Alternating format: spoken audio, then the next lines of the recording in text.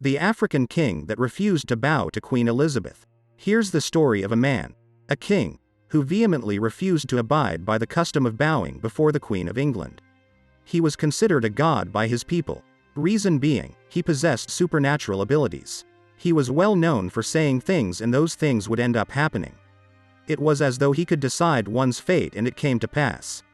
He goes by the name, King Attah Ameh Oboni, who was born in the Ugwolawo, a village close to Kogi state. He rose to power as the ruler of Attah at a young age. He was the heir to the throne and ruled Igala for a period of 10 years. There was so much economic progress following his rise to power, and his kingdom saw the expansion of many native schools. As a ruler, King Attah was not allowed to see dead bodies, remove his cap in the presence of other people, or even shake hands with women. There was a meeting in Kaduna, where the queen would meet other African rulers. As other rulers removed their caps and greeted the queen, King Attah refused to do the same. He was rather unable or reluctant to do so, being aware of the fact that a person of his status and position was not supposed to remove his cap in the presence of others or none the least greet women. Out of respect for his tradition and the laws of his kingdom, King Attah refused to greet the queen. A lot was at stake: his pride as a ruler, his self-respect, his social status, and his respect for his tradition and ancestors. King Attah was eventually forced to remove his cap and greet the queen. He was threatened with being dethroned, or ousted from the kingdom. No man should be put in such a situation. He eventually agreed to remove his cap, and as he did, bees sprung out of it, attacking the people who were in attendance at the meeting. This brought the meeting to an abrupt end as the hall was filled with bees. After the bee incident, King Attah was apprehended and arrested by security personnel. He was handcuffed, but the cuffs magically came off his hands. He was even held for questioning and later punishment in a sealed and enclosed space. But he still managed to disappear while he was left in this room. According to historical facts, when he was arrested, he told his driver to drive away and go back to Kaduna and warned him not to dare look back, at least not until he felt a cold breeze over him. The driver argued and protested, but he eventually obeyed and left. While he was driving off, he felt a breeze, and to his greatest surprise, it was King Attah Ameh who was in the back seat of the car. I guess you can now see why King Attah was referred to as a god. He truly was a man of mystery and wonders. The queen, on the other hand, was not at all pleased with what had happened. Consequentially, she wanted King Attah to be dethroned as a ruler. The queen noticed it would be cumbersome to control him, so it would be easier if he was removed and replaced with somebody who is more abiding.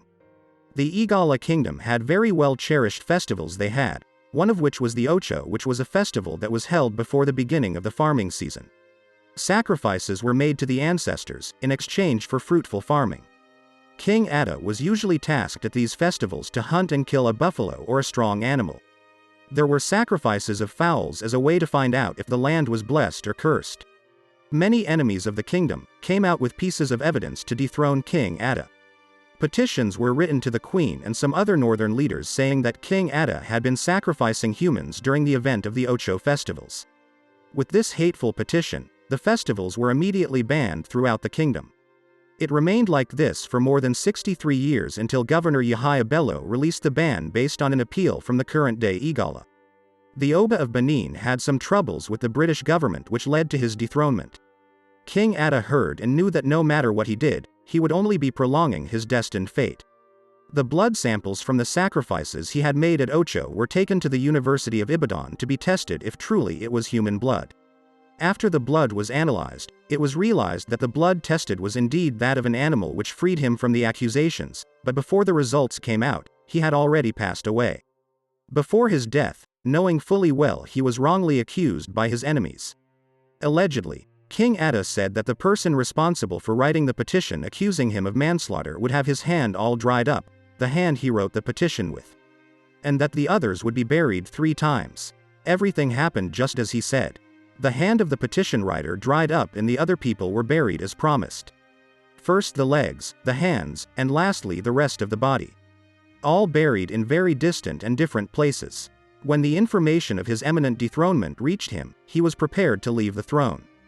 But he stopped at another part of Igala called Dakina and decided to end his life.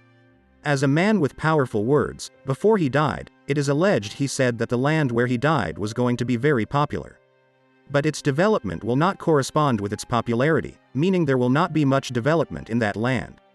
This story also outlines the presence and roles of Western countries in the affairs of African countries. All the way down to the villages and kingdoms, it is fascinating what you can learn happened in the past centuries, the mind-blowing hidden truths that are yet to be explored. Let us know what you think of today's video in the comment section. If you liked watching the video, give it a like and subscribe to our channel for more videos like this. Thanks for watching. See you next time.